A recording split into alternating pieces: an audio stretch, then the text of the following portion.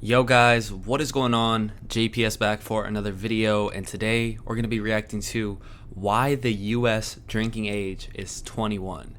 This is a very important topic that is constantly being discussed in my comment sections on Patreon and messages with you guys just about beer and alcohol in general.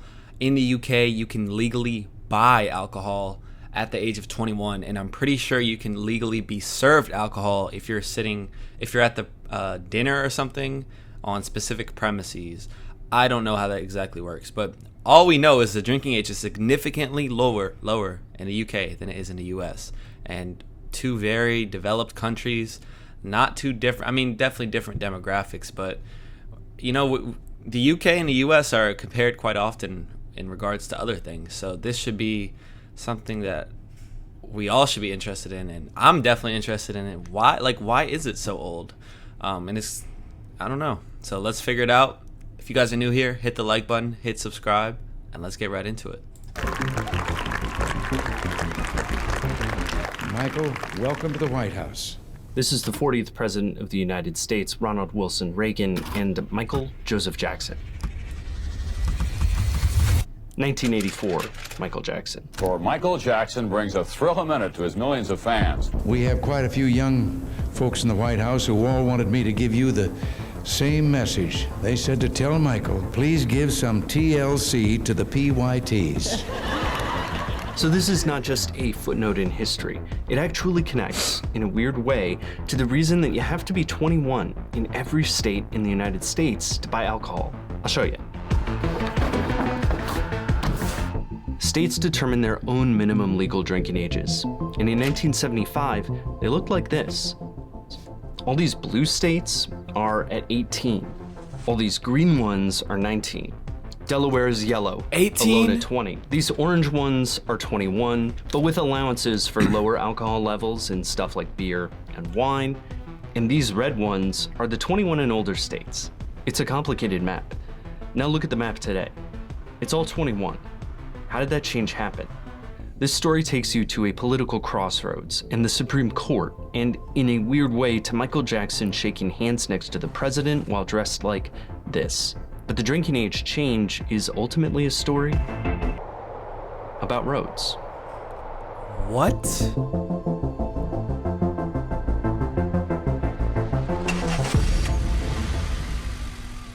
Prohibition, the 18th Amendment to the U.S. Constitution, banned alcohol in 1920. It was repealed by the 21st Amendment, and after that, a lot of states settled on a drinking age of 21 and older. See the red here in the late 60s? Those are all 21 and older states. In the 70s, the 26th Amendment changed the dynamic again.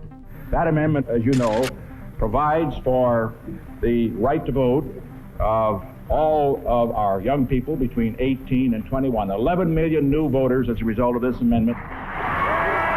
18-year-olds could be drafted to Vietnam and vote, so a lot of states decided they could drink. But that map was short-lived for one reason.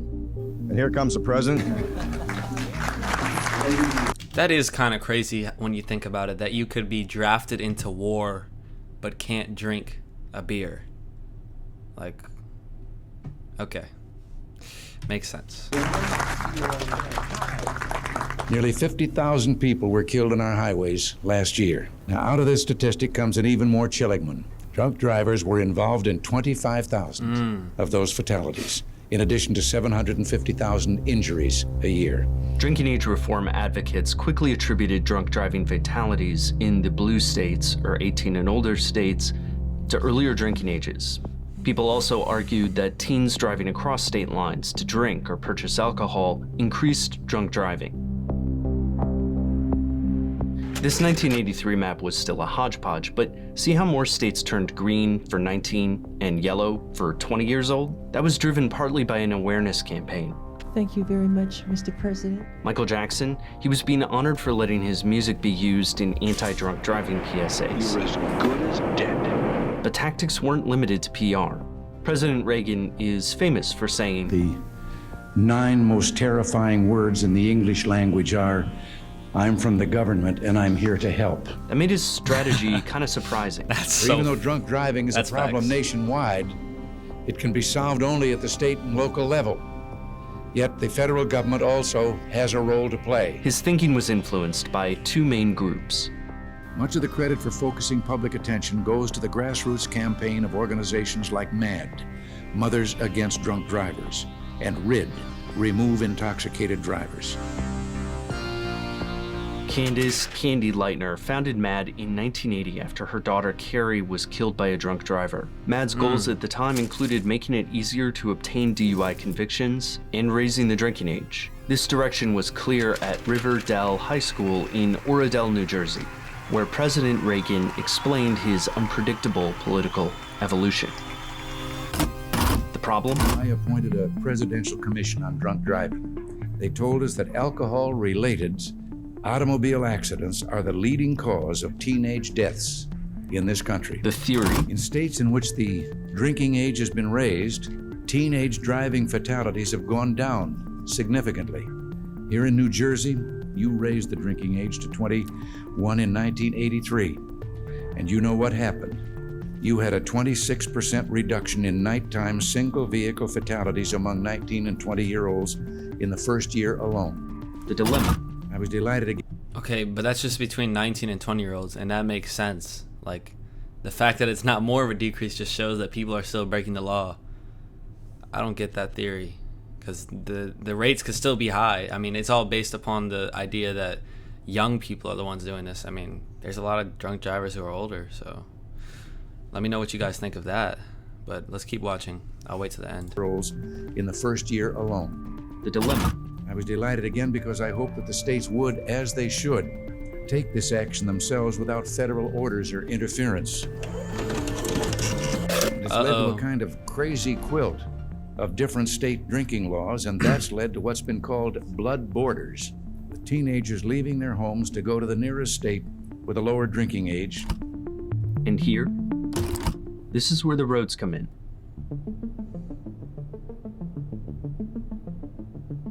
The Interstate Highway Act of 1956 created a network of roads largely funded by federal dollars. These roads quickly became crucial to state economies. That money also became a way to bend the states to federal priorities, even if it meant Reagan had to change his typical political positions. I've decided to support legislation to withhold 5% of a state's highway funds if it does not enact the 21-year-old drinking age.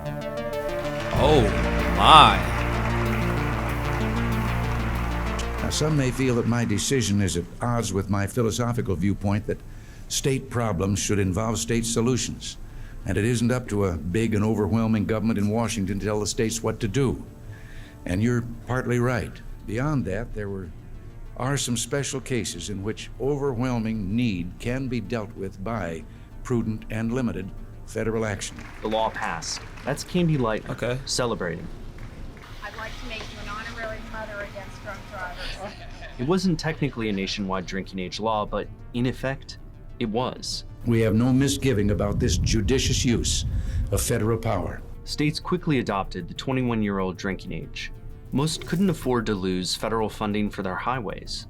Louisiana was the only state that held out at age 18 due to a loophole which it closed in the mid-90s. South Dakota challenged the law to preserve sale of course they low-alcohol did. beer for 19-year-olds and up, and it reached the Supreme Court. Then you may proceed whenever you're ready. Mr. Chief Justice, and may it please the court. The issue in this case is whether or not Congress may condition the receipt of highway funds upon a state having in effect the 21-year-old drinking age. The court ruled 7-2, stating it was within Congress's powers to control spending that promoted general welfare, argued as the reduction of youth drinking and driving via the 21-year-old drinking age. Did it work? Most studies of studies declare case closed, that the higher drinking age saves lives and reduces alcohol consumption. Skeptics, like people from the Libertarian Cato Institute, claim a broader cultural change, not a law, should be credited with saving lives. Reagan himself kind of argued both sides, saying that The new minimum drinking age is working. but that My friends, there's so much more to do, and it's not government that can do it. Politically, Ronald Reagan using federal purse strings to strong-arm states is a strange pairing. That is really weird. But beyond the politics, there's a bigger message. The federal government has used other levers to push states, but to change the drinking age, there was one big tool. The thing that changed the country wasn't just the lines on states' edges. It was the ones that run through them.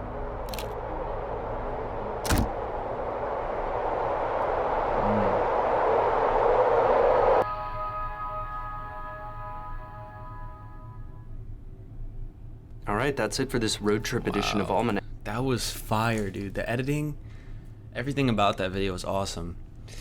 So yeah, that was all a really good video. Explained to us why the U.S. drinking age is 21. I don't think it's gonna change anytime soon. It's hard to argue against it. I mean, yes, it's probably a force of good, but I think a lot of it comes with just our culture in general. In the UK, drinking is something that's kind of a part of the culture, and it's seen with a sense of normalcy that is not really seen in America. I mean, it's in the secular population, people can view it as that, but there's definitely a large population of Americans who don't think that younger people should be drinking. And regardless of the law, people are always going to break the law. So you still see teens drinking, you still see drunk driving. I don't know if the problem could have been solved by simply putting more penalties on drunk drivers, or raising more awareness to that, and because that also stigmatizes drinking, and then people who do it illegally are more prone to do bad things than if it isn't outlawed. But it's a complicated issue. I just really enjoyed the documentary, going through the history and why this is the way it is. And Reagan was such a controversial president. He's hated by many and loved by many. So I mean, that's most presidents, but I think him especially, very controversial, especially considering the time period he was governing the United States. I do find it very interesting how he kind of went against his own ideology. He was a Republican president, and Republicans tend to believe that small states' rights are very important, and that the government should not overbear onto the states, and they don't want a strong central government. And he kind of went against that, which was pretty cool. I think that's something you don't see very often these days. So that was interesting.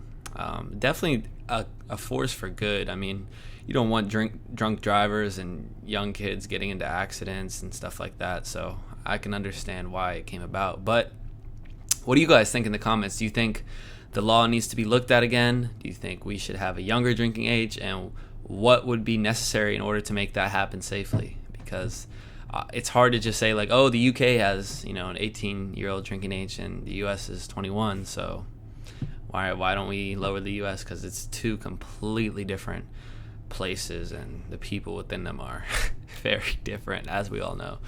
But yeah, just comment down below what you guys think. I enjoyed that a lot. Hopefully you did too, and I'll catch you in the next video.